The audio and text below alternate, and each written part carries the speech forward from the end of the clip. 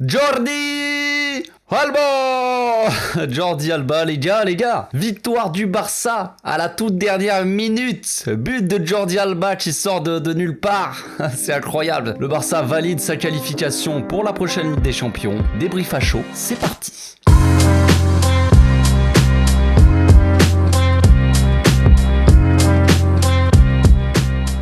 Au passage, n'hésitez pas à vous abonner, liker et commenter. C'est le meilleur moyen de me soutenir et ça fera plaisir à tonton.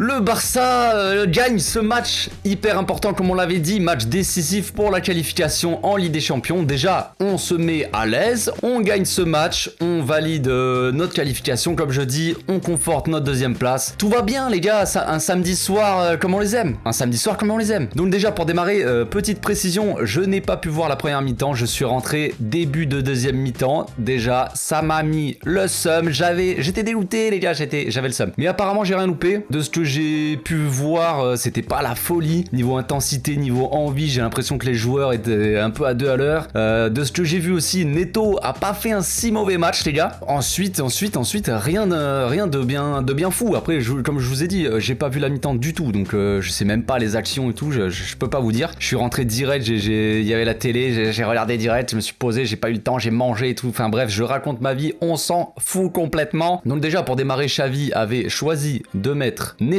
dans les cages à la place d'Arnaud Tenas. Un choix, on va dire, plutôt logique, on va dire, même si moi je n'aurais pas fait ça, mais bon, en tout cas il a sorti son match, donc tant mieux pour nous, tant mieux pour tout le monde, c'est cool. Ensuite, à droite, il avait mis Daniel Alves, à gauche Jordi Alba, dans l'axe Araujo Garcia, évidemment, il n'y avait pas Piqué. En 6 Busquets, accompagné de Frenkie Xavi, classique. Et en attaque, petite surprise du chef, hein, on le savait très bien, mais bon, voilà, je pensais que Ferran serait sur le banc ou quoi, mais non, Ferran était titulaire en numéro 9, enfin faux 9 je pense, accompagné donc de Dembélé et de Memphis à gauche. Donc moi j'arrive en deuxième mi-temps, il se passe pas grand chose, hein. En soi on n'est pas trop dangereux, j'ai l'impression que l'équipe a du mal à combiner, je sais pas ce qui s'est passé en première mi-temps, mais en deuxième mi-temps les gars, on n'était pas dangereux en fait. On avait un ballon à droite, il y avait Dembélé qui faisait il y avait juste Dembélé qui faisait des grandes percées là, des accélérations et qui tirait à côté dans un petit filet ou qui se galérait un peu. Memphis on le voyait pas trop, Ferran invisible pour moi. Il y avait quand même quelques attaques rapides du Betis qui étaient assez dangereuses. Neto qui sort quelques parades là je crois. Ensuite Xavi a fait pas mal de changements. Memphis qui sort, Ferran donc qui passe à gauche. Il était un peu mieux, il est resté genre peut-être 5 minutes à gauche, le temps qui est en dessous qui rentre à sa place, mais il était à gauche, il a fait 2-3 trucs intéressants. Enfin de ce que j'ai vu en tout cas, il avait l'air d'être forcément mieux à gauche que dans l'axe. Donc Memphis sort à la place d'Aubameyang qui rentre et directement on voit qu'il apporte un peu de vitesse, un peu de danger, il fait des bons appels, il fait une frappe juste au-dessus, tout ça aurait pu faire but avec un peu plus de petite précision ou quoi. Il avait déjà mis un petit but comme ça un peu contre Valence je crois quand on avait gagné 4-2 là, donc bref, Aubameyang il était assez intéressant quand il est rentré. Ensuite on a rapidement donc Dembélé qui sort pour Adama, ça a dû lui faire plaisir de rentrer, même si bon voilà, je ne m'exprimerai pas trop là-dessus. Et ensuite Ansu Fati les gars, la pépita,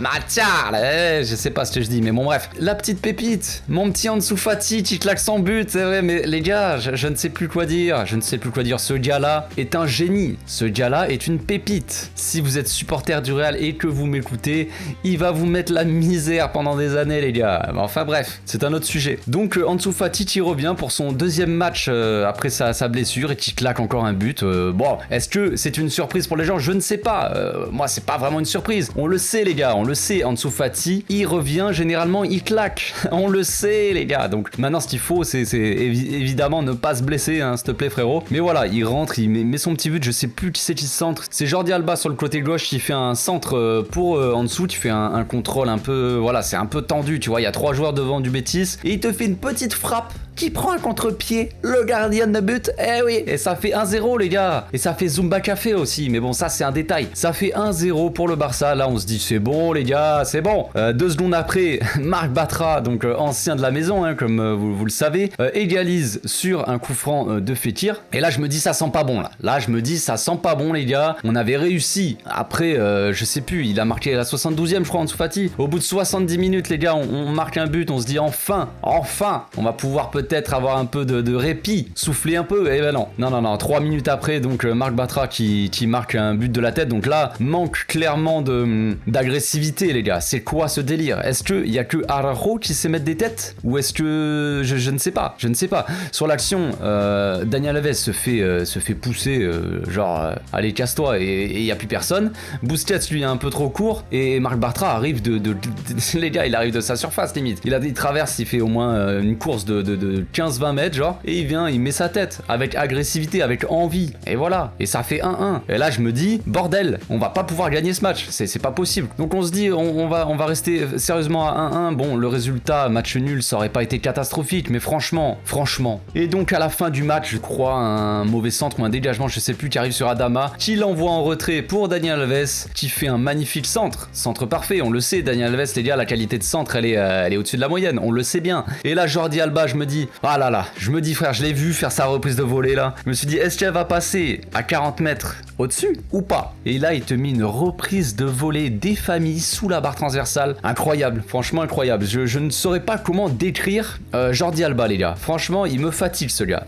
Juste avant, peut-être 5 minutes avant, il joue vite un coup franc, je crois. Je sais même pas s'il essaie de tirer directement dans les cages ou pas. Il envoie la balle direct en sortie, une vieille frappe dégueulasse. Genre, je sais pas si c'était une passe pour Adama en profondeur ou un tir, on sait pas trop. Je crois que personne ne sait, même lui, il le sait pas. Il a encore réfléchi là-dessus. Il doit être dans les vestiaires. Attends, est-ce que c'était une frappe, les gars, ou est-ce que c'était un centre? Je sais pas. Je sais pas s'il a voulu faire, mais bon, bref. Donc, ce gars-là me fatigue, les gars. Moi, de ce que j'ai vu, Jordi Alba, il fait un match un peu dégueulasse. J'ai pas vu la première mi-temps, comme je le répète, mais sur la deuxième, je trouve que son match est vraiment pas ouf. Et voilà, à la dernière minute, il se sort un but magnifique, un peu comme c'est l'Atlético Madrid là qu'il avait mis un but un peu comme ça, quasiment le même d'ailleurs. Genre, c'est incroyable. Je ne sais pas quoi dire sur Jordi. Il me fatigue. J'ai envie de lui mettre des tartes, mais frérot, tu nous offres la victoire. Viens dans mes bras, fils. Viens dans mes bras. Donc avant ça, on a vu aussi la rentrée de Richie Puig, le petit Richie.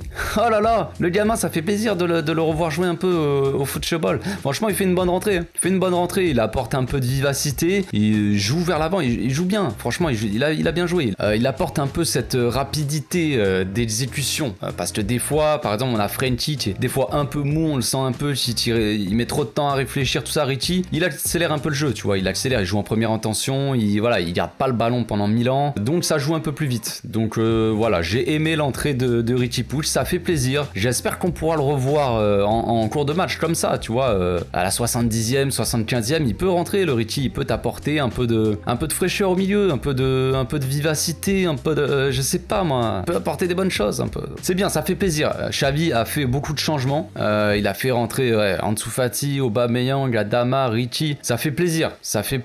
On a eu peur aussi sur la blessure de Jordi Alba là. J'ai cru que l'anglais allait rentrer, qu'on allait avoir une défense un peu chelou. Heureusement, Jordi n'est pas sorti vu que voilà, il nous offre la victoire. Donc voilà, résultat final, victoire donc du Barça, qualification validée. J'ai envie de dire maintenant, il reste que tu as validé cette deuxième place. Maintenant, c'est ça l'objectif principal de la fin de saison, parce que on a validé la Ligue des Champions, on est éliminé de tout ce qui est possible d'être éliminé, donc voilà. Il reste maintenant plus qu'à aller chercher cette deuxième place. Il reste, si je me trompe pas, 3 matchs pour ça, donc ça va pas être facile, mais on est sur la bonne voie, les gars. Je vais faire un petit post sur mon Instagram, les gars, en story. Je vais poster une boîte à questions et je répondrai à vos questions donc demain dans la vidéo d'analyse. Donc on se laisse là, les gars.